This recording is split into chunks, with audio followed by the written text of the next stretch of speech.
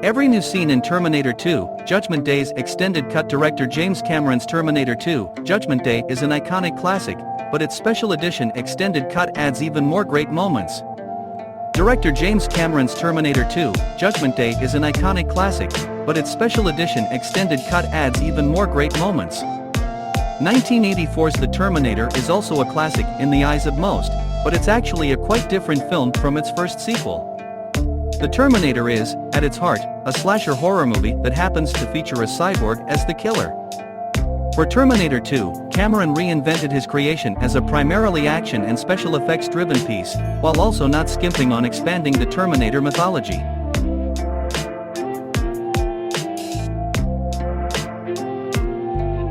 While a minority exists that prefers The Terminator to Terminator 2, most fans would agree that Judgment Day is the superior film, building on the characters and premise of its predecessor, while utilizing its much larger budget to more fully realize a world in which both liquid metal villains and time travel exist.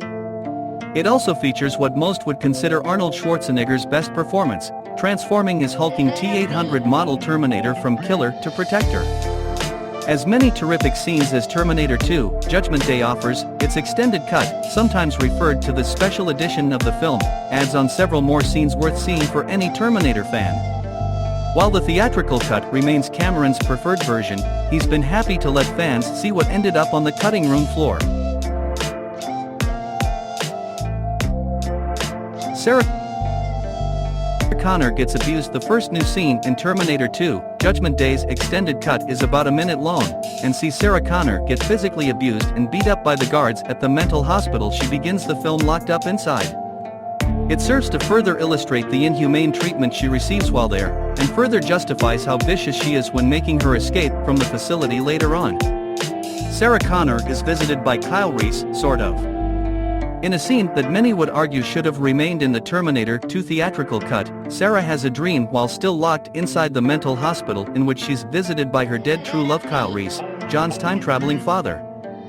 This dream version of Kyle tells Sarah to stay strong and protect their son, while also reminding her that the future isn't predestined and she can still stop Judgment Day. The dream then transitions into a shorter version of Sarah's nuclear explosion dream from later in the film. The T-1000 kills John Connor's dog in the T2 extended cut. There's a short additional scene after the T-1000, pretending to be John Connor's foster mom, speaks on the phone with the T-800, pretending to be John Connor. After the call ends, the T-1000 morphs back into his default form, goes out back, and kills John's barking dog Max. When he notices the name on the collar, he realizes he's been duped, as the T-800 also another deleted scene after this that isn't technically part of the extended cut, in which the T-1000 searches John's room, almost like a bloodhound. It's present only in the even longer unofficial variation of the extended cut included on some home video releases. Sarah and John enable the T-800's learning capability. The next additional scene in the extended cut of Terminator 2, Judgment Day is another one that arguably should have been left in the theatrical cut. Normally, this scene sees the T-800 patch up Sarah's wounds, and she in turn removes the bullets from his back.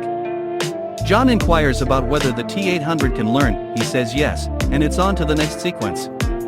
In this cut, it's necessary for an inhibitor switch to be reset on the T-800 CPU that Skynet put in place to prevent their foot soldiers from thinking too much. Once the T-800 CPU is removed, a traumatized Sarah considers destroying it, but John persuades her not to.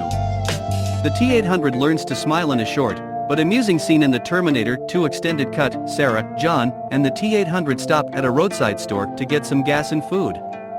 While there, John tries to get the T-800 to lighten up by teaching him to smile. The T-800 attempts to imitate the smile of a nearby man, and as seen in the image above, the result isn't exactly charming. Well, at least he tried. Dyson family introduction. This 2-minute scene provides an earlier introduction to DR. Miles Bennett Dyson, the man most responsible for creating what would become Skynet. It's not a bad scene, and shines a further spotlight on the fact that Dyson is a good, caring person with no malevolent intentions toward humanity, but at the same time, it's not really necessary for the plot, and doesn't really tell the viewer anything of importance that they don't already know. There's a minute-long additional scene when Sarah, John, and the T-800 stop at her old friend's place to gather weapons and ammo, in which John Connor tells the T-800 what it was like growing up with Sarah as a mom, and asks his cyborg protector if he's afraid of death. The T-800 says no, as it's important he stay functional for the duration of his mission, but after that his existence doesn't really matter. The scene ends with the bit from the theatrical cut where the T-800 finds the minigun he uses later to blow up police cars.